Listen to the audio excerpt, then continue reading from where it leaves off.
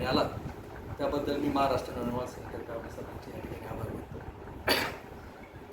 मित्रांनो, पत्रकार परिषद घेण्याची या ठिकाणी आवश्यकता याच्यासाठी होती की सध्या अधिवेशन सुरू आहे, म्हणजे या विधानसभेचं हे शेवटचं अधिवेशन आहे आणि या अधिवेशनाच्या माध्यमातून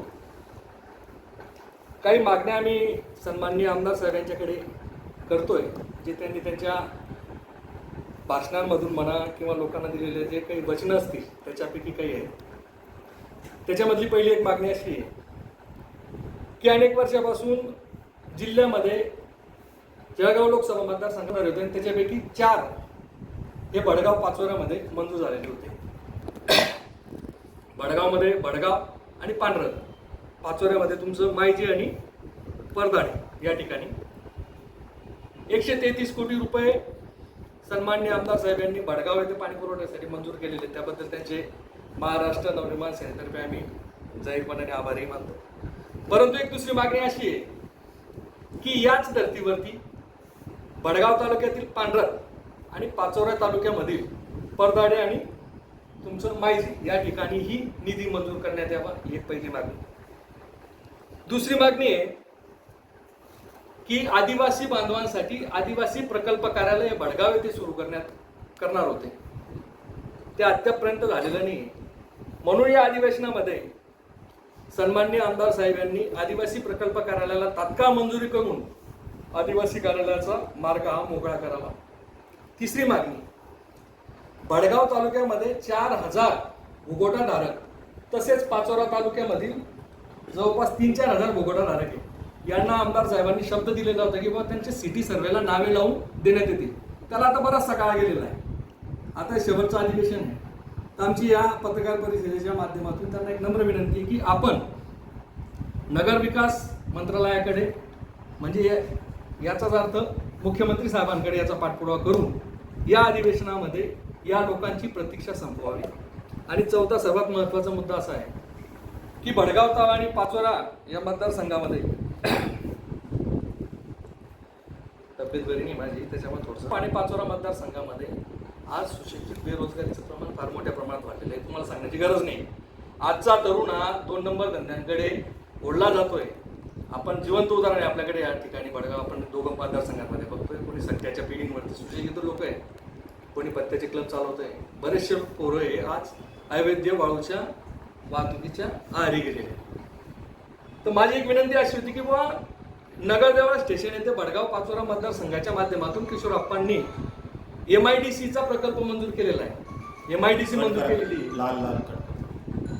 तर तिची प्रत्यक्ष या अधिवेशनामध्ये संपणार आहे का, म्हणजे ते पुनरावास येईल का, असा माझा त्यांना एक प्रश्न आहे. आणि तो पुनरावास यावा अशी एक चौथी मागणी आहे. या मागण्या आम्ही त्यांनी दिलेल्या आश्वासनाला धरून केलेल्या आहे.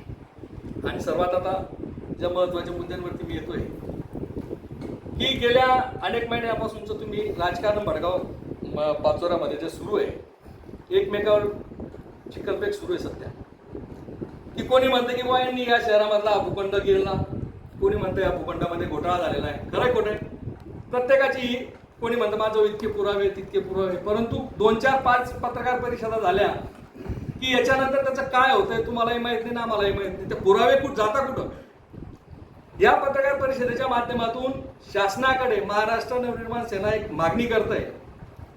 आतापर्यंत सन्माननीय आमदार साहेब, भाजपाचे युवा नेते अमोल भाऊ शिंदे यांनी जे एकमेकांवरती आरोप केलेले भूखंड संदर्भामधले याची आणि तसेच पाचोरा कृषी उत्पन्न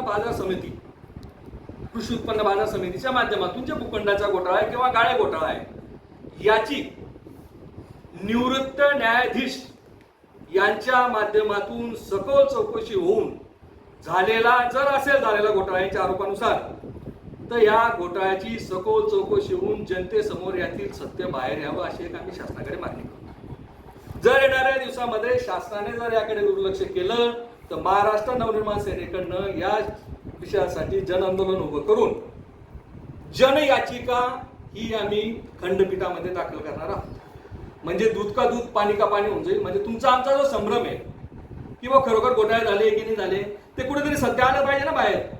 भूखंड काही यांच्या स्वतःच्या मालकीचे काय, हे जनतेचे. जर याच्यामध्ये जर चुकीच्या पद्धतीने काही व्यवहार झालेले असतील तर ते तुम्हाला आम्हाला कळले पाहिजे, ही एक मागणी आहे. दुसरी सर्वात महत्वाची मागणी अशी आहे, दिनांक 15 जून रोजी सन्माननीय आमदार साहेब यांनी एक पत्रकार परिषद घेतली आणि त्या पत्रकार परिषदेमध्ये त्यांनी शैक्षणिक संस्थेवरती फार मोठे गंभीर आरोप केले.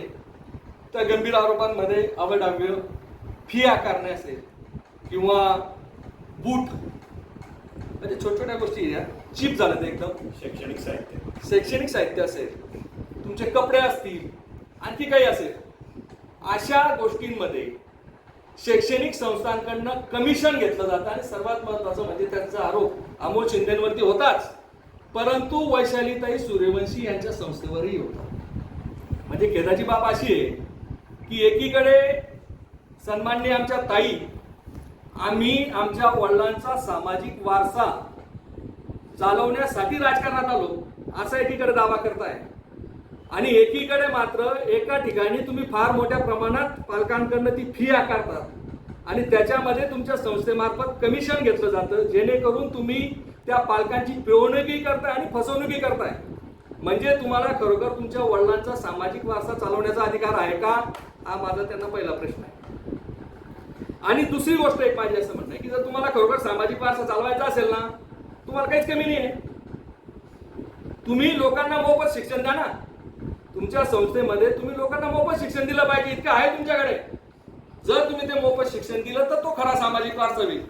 लोकांचे पैसे घ्यायचे, त्याच्यामधून कमिशन घ्यायचं, राजकारण घ्यायचं, आणि आम्ही सामाजिक वारसा चालवतोय आव्हानाचा, हे काही बुद्धीला पटत नाही. आणि सर्वात महत्वाची एक माझी गोष्ट अशी आहे की या मतदारसंघाचा पालक म्हणून आमदार साहेब आहेत. जर तुम्ही म्हणताय पत्रकार परिषदेमध्ये की या संदर्भातले पुरावे माझ्याकडे आहेत, बरोबर आहे, ही अतिशय चुकीची गोष्ट होते. एकीकडे पालकाची पिळवणूक होत असताना जर आमदार साहेब शांत बसत असतील त्याला काय म्हणायचं आपण. म्हणून माझी शासनाकडे आमदारांकडे मागणी आहे, आव्हान आहे मला त्यांना. जर जी चर्चा आहे ना की बा तुम्ही दोघं एकत्र आहे, ही जर चर्चा आहे, जर तुम्हाला याला कुठेतरी सिद्ध करायचं असेल की आम्ही वेगवेगळे, काही लोक म्हणताय की बुवा आमदार साहेबांनीच ताईंना पुढे केलेलं आहे, हा जो मतदारसंघामध्ये जो संभ्रम आहे तो जर तुम्हाला मिटवायचा असेल आणि या ठिकाणच्या मतदारसंघाच्या पालकांना खरोखर जर तुम्हाला न्याय द्यायचा असेल तर तुमची नैतिक जबाबदारी आहे की तुम्ही या संस्थांमध्ये होत असलेल्या घोटाळ्याच्या संदर्भामध्ये येणाऱ्या होत असलेल्या अधिवेशनामध्ये आवाज उठवणार आहात का. भडगाव पाचोरा मतदारसंघामधील ज्या इंग्लिश मीडियम स्कूलमध्ये पालकांची इतक्या मोठ्या प्रमाणामध्ये पिळवणूक आणि फसवणूक होते, त्यांना तुम्ही न्याय देणार आहात का. अशा संस्थांवरती आपण कारवाई करण्याची मागणी शासनाकडे करणार आहात का, ही माझी या पत्रकार परिषदेच्या माध्यमातून त्यांना एक विनंती वजा आव्हान आहे.